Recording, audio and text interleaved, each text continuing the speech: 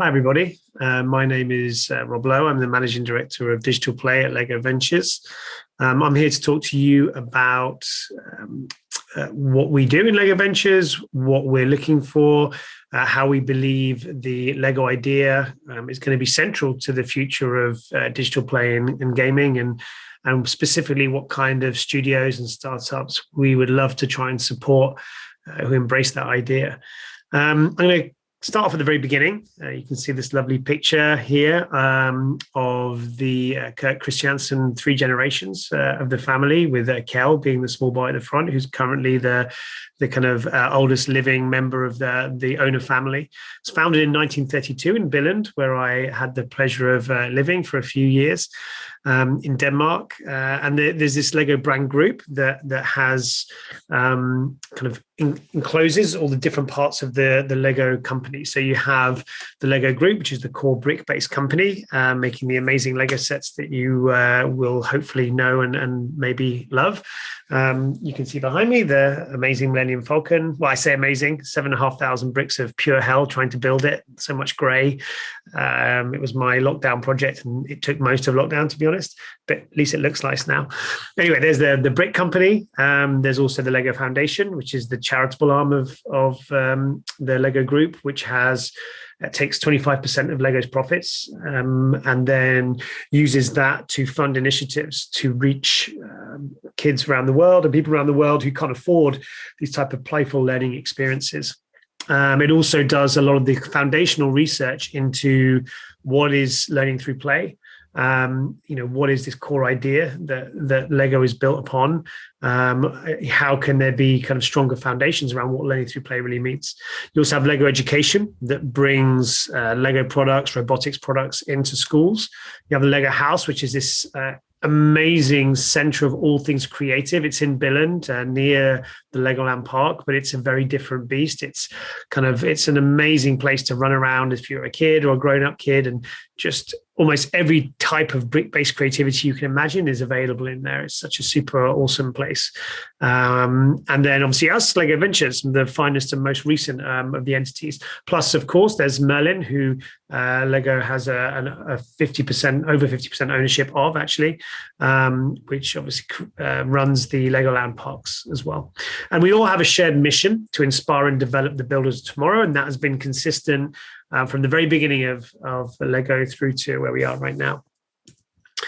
In more recent years, there has been a kind of a broader focus and a broader desire from the family that owns Lego to kind of go beyond the brick a little bit, or use the brick, let's say, to allow Lego to become a global force for establishing and innovating this idea of learning through play, with the idea being that play can be the best way to learn, to understand new concepts, to absorb information. Is so much more fun when you're playing, particularly socially, particularly when you're iterating on things that you find enjoyable. Play is the best way of learning. And the brick is an amazingly successful form of that.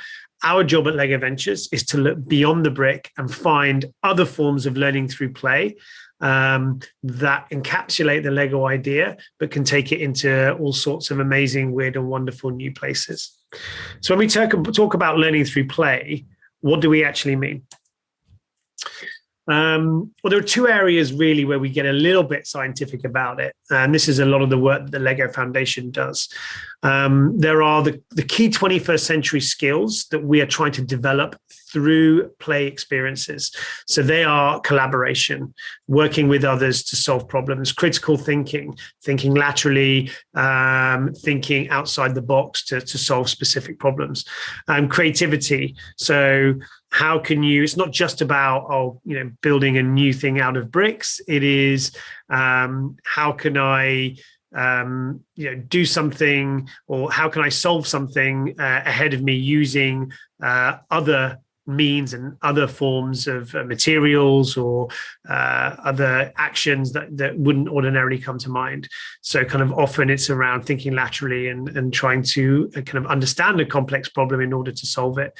And then communication, which is super key in particularly currently where people can't physically be together, being able to communicate is even more important when it's you lose a lot of the body language that you take for granted. So kind of like these 21st century skills are going to be absolutely imperative for the next generation of workers as they look towards careers and jobs that maybe will be a little bit different from what we've seen in the last 100 years.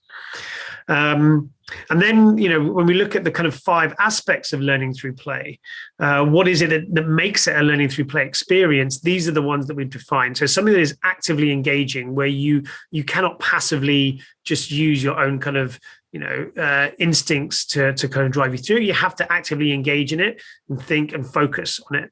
Something that is meaningful. So it has some type of nutritious output from it, or it challenges you in some certain way. Joyful, it has to be fun, otherwise it's not play. Iterative, so that you have the ability to fail and try again and fail and try again and improve as you go through. And then socially interactive, whether that's through multiplayer social play in a video game, or whether it's someone sitting next to you in the room. Play is always more fun when you do it with somebody else. Okay, so that's the kind of a bit of the theory around what everybody in Lego is interested in, but obviously us in Lego Ventures is interested in, the kind of experiences that deliver that. From an investment point of view, we look at slightly later growth stages. So we ideally look at Series B upwards, but we will look at Series A as well, particularly in gaming where things move very, very quickly. We are very strategic and longer term in our approach. We don't have a specific fund that we need to return on in a certain period of time. We are, funded by the Lego family, and we can take a much longer approach on our investments and work with them on their goals over an extended period of time. We do want to be an active partner for these companies. We have potentially amazing rocket fuel to add, amazing experience and expertise from the Lego group to add to them. We're a strong marketing company. We're a strong product development. We understand kids and families. We know how to build kind of a purpose-driven organization. Process and operationally wise, we are second to none. We have a lot that we can share, and that's not even including the amazing research that we have coming out of the Lego Foundation on play. So we believe we have a lot of extra value to add beyond just the capital and the money. And we want to be an active partner, which means that we want to take a meaningful kind of share and investment into a business when we do it, and our threshold is around 5% in terms of the equity ownership that we're looking. And ideally, we want to be involved in some of the strategic discussion and thinking that goes on. So we will be looking for a board seat or a board observer seat as well. Everything we do as Lego Ventures is seen through the Lego DNA and values lens. We share exactly the same values as our core parent company. We sometimes that clashes a little bit with some of the kind of investment world that we find ourselves in, but it's always the Lego DNA that prevails. And again, that allows us to have this longer term approach and this very purpose-driven kind of thesis that we have into our investments. And talking of those investments, there are 2 main areas that we look at now. Obviously, digital play is one of those, hence me being here at GamesIndustry.biz. And the other one is education. These 2 do overlap. I will come on to that in a minute in one of the key areas that I personally feel quite passionate about. But primarily, we're going to talk about digital play today and our approach to that. So within digital play, we've actually identified kind of 3 subsections that we think are really important and relevant for our learning through play lens and also for where the gaming industry is going. And then we've divided those into 2. So we have 6 in total. So the first area is probably the most self-explanatory when you think about the Lego idea and how that's interpreted in video games. Creative sandboxes, the core example being Minecraft. is about as close to a successful implementation of digital Lego that you could possibly imagine. Now, actually, when we talk about creative sandboxes, we do mean a little bit more broadly than that, looking at the Sims and more kind of sandbox MMOs and places where you can experiment and try different things, from a kind of, adding different kind of interactions and different things together and seeing what happens. So that is kind of, in the broader sense, what we're looking at.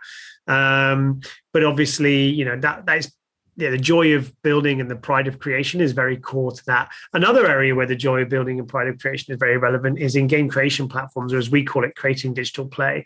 Now, Roblox is the obvious example here, but actually what is interesting about Roblox, and I'll come to this later, is that there aren't a huge amount of creators on the platform, at least percentage-wise. So we're very interested in how this space will evolve over time. And we'll come back to that shortly. Then we have a kind of different subsection around playful and engaging. That sounds very broad, and maybe it is a little bit, but it's all about kind of self-improvement, games that lead to deeper knowledge, drive new skills, give you heightened awareness around certain topics and subjects. And bite-sized but rich is really how we approach mobile gaming. We really, obviously, mobile is the biggest format for gaming, and it will continue to be for some while, maybe forever. There are certain types of games in mobile that we are not interested in. The more kind of extrinsic kind of impulse-based gaming is perhaps not our core focus and our mandate, but games that offer a richer experience and really test your lateral thinking, test your cognitive ability, and also sometimes layering on top kind of narrative and interesting kind of branching storylines, that's really up our street. So any kind of mobile games that offer that kind of richness, we're very interested in. And examples of that would be Monument Valley or The Room or our very own Builder's Journey. Another area that is of particular interest to us is narrative gaming and digital play that has more meaning to it. So that could be very story and character-based games that put you in the middle of maybe very challenging situations and throw topics and subjects at you that you may not expect or don't have a lot of awareness of. And games can really, make you sit up and take notice of those. I think also, we also look at kind of historical games that can heighten your awareness of, like different periods in history or how things evolve. And I think that is very much an area of interest for us and something I'll come back to shortly as well. And then finally is more the social side and this idea of joyful social experiences. And that kind of mutual collective learning and problem solving is really important for us. So this idea of playful connective experiences that can bring people together both physically and also remotely, particularly recently, so important. And if you can combine that with some degree of user-generated content and some degree of kind of broader meaning, then it's really interesting. That's why something like Animal Crossing is very interesting to us, to make those kind of joyful moments that you get connecting friends and family together. And then the final area of the six that we're most interested in is not really an area that exists right now. It's actually more like combining esports with what you might see in Lego Masters. Is there a sector of kind of creativity-focused esports where creative platforms can be put to use in a more digital, competitive environment? Like accessible, non-violent, creative ways to compete. We have something like that called First Lego League, where robotics is used for schools and of different school groups of different ages to compete with each other, solving real-world problems. And we would love to see something like that scaled, maybe in the video game space. So that's something we're really looking out for as well. So that's the kind of six main areas. What I'm going to look at now are four kind of specific areas that actually I believe there's huge opportunity and ones which are kind of somewhat underserved. Now, you might kind of see, okay, games as creative expression. Well, obviously, Roblox is massive. There are lots of startups coming into this space. What are you talking about, Rob? How can you say this is something that's underserved? And you would be right. But what I think about is the way that social platforms have evolved and the different creative media that they've used to do that. So if you think about images and text and how, that photography was a niche platform until suddenly Facebook and Instagram meant that everyone was a photographer, and some people are actually quite good at it that never would have realized without those platforms. And both the mobile devices and their ubiquity and the tools on those then allows them to be put into people's hands who wouldn't ordinarily be able to have access to a digital SLR or whatever. Then you have video, and you think about Roblox, right? Roblox as a platform is an amazing marketplace of games, particularly for a younger audience. But what it has on it is, a very small percentage of successful creators. So actually, yes, there are millions of games going up on there, but even a subsection of those million of games go on to be played by a lot of people and get success. So there is a massive gulf between the people playing Roblox games and the people making them. So the simile that I like to use is more like, you've got YouTube that was similar with like 95% people watching videos and 5% creating, as it matured over time. And then you eventually that kind of evolved into TikTok, where you have like 60% of people creating, and the tools that are available on TikTok mean that, people who haven't got huge amounts of video editing experience or even none can make quite compelling content for others to play. And we believe that is still out there for grabs in gaming. This idea of games as a medium where you can personalize and easily create little chunks of games that you can share with your friends very easily in a social circle, that doesn't exist. And it may well be that platforms coming up now have the ability to do that. But that idea of games of being a universal form of self-expression and something you can share with your friends, that is something we're very interested in seeing, what studios and startups can do in that space. This one is a very personal bugbear for me, in that I have 3 daughters, aged 10, 8, and 6. And they, particularly over lockdown, were given educational games to play on their laptops, and they were all terrible, like really crap. And, they're all very simple base level implementation of gamification mechanics over the top of times tables or spelling tests. The gameplay was, very one-dimensional. There was no thought of real kind of, intrinsic like motivation to progress around story or character or wanting to find out what's next. It's all like kind of unlock a new helmet if you get 3 times 2 correct 4 times. And that really frustrated me. I feel like educational games, you look at games like Assassin's Creed Valhalla and Odyssey, which, can tell you about the geographical layout of, in the society of kind of, Anglo-Saxon times in the UK, or kind of tell you more about kind of Greek myths and legends than you possibly could have learned at school. And these are purely entertainment kind of releases. It feels like, if someone just played a smidgen of gaming talent and development talent and story talent to educational games, there's a huge commercial opportunity there in both schools and at home. So, I personally believe that this is an area that could be ripe for just decent quality games with an educational focus for them, and something that we will be looking out for sure, and crosses over between digital play and education. Then there's the other thing, we've all spent way too much time on Zoom, right, in the last year, and I'm talking to Zoom right now as I record this. That we obviously see with Portal, and we see with some of the kind of, overlays and backgrounds and things that are adding a little bit more playful approach, and conference software like Hopin trying to take video conferencing and apply more kind of, the physical interactions to it to try and replicate that.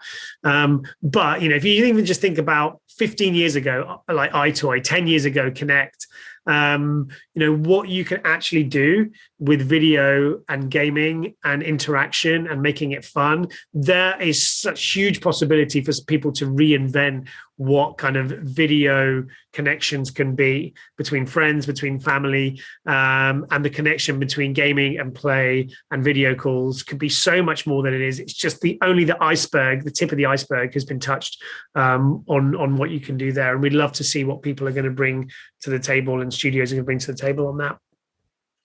And then finally, a real passion for me, some of my favorite games from the last few years are narrative-led games. Right now I'm absolutely loving Kentucky Route Zero. Gone Home is probably one of my favorite games ever. Firewatch is brilliant. There is a convergence going to happen between, narrative games and what the likes of Netflix are doing around kind of the ability to give choice as you progress through different content, potentially even different endings as well. Telltale got very close to breaking it out of the niche, but unfortunately flew a little bit too close to the sun in terms of the amount of IP and releases they were doing. But it feels to me that, it always confuses me why this type of game is niche and hasn't really blown up commercially. And I believe that the way that media is going and placing the player in the right at the heart of the narrative, giving them difficult choices to make, giving them agency over which way the story goes, gaming should do storytelling better than any other medium. And that should convert into commercial success in the future. So we're really interested in who's innovating in this space and seeing how they can kind of break it out of of this niche space.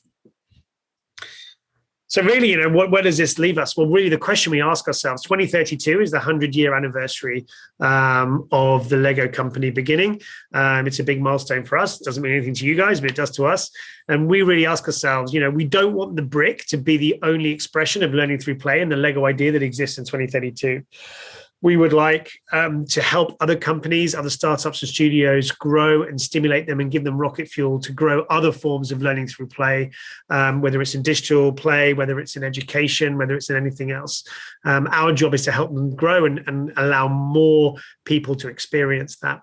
So if you have something that fits into any of the categories I've just spoken about, or you feel fits into our thesis and our mandate, please reach out to us. I'm going to leave you with a video now, which is very touchy right here, about what Lego Ventures does and why we do it.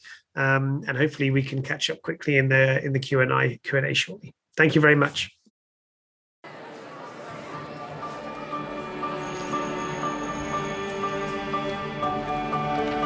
Dear Future, I know we haven't met yet, but I can't wait to see what you look like. When we do meet, here's what I hope for. A chip that gives me superpowers. A portal to another dimension. A magic pen that can teach me how to draw. But also, keep me curious and full of questions. Keep me eager to explore and investigate. Keep my heart open and my mind wandering. Dear Future, make me a super smart robot that can teach me anything, or a watch that turns back time. And leave me proud of my inventions, my creations, and my imagination. And Future, please take care of me and my friends. At LEGO Ventures, we believe in the power of learning through play. We look beyond the brick to invest in startups and entrepreneurs, building the future of education and digital play. Visit legoventures.com to learn more.